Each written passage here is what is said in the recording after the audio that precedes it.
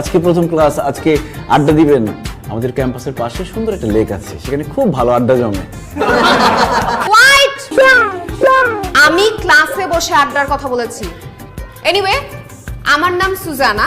আর আমি প্রেম দিওয়ানা। মানে? ও ম্যাডাম, আমার নাম প্রেম আর ওর নাম দিওয়ানা।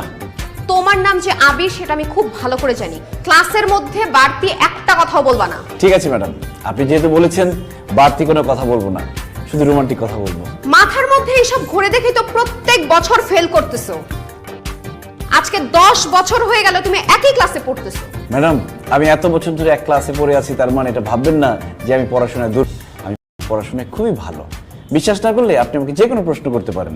ঠিক আছে, তোমাকে হিস্টোরি রিলেটেড একটা কোয়েশ্চেন করি। বলো তো, বাবর ভারতবর্ষে কবে এসেছিলেন? এটা আপনি কেমন প্রশ্ন করলেন ম্যাডাম? কালকে রাতে আমার বাবা কখন বাসায় আসছে সেটাই তো বলতে পারবো না।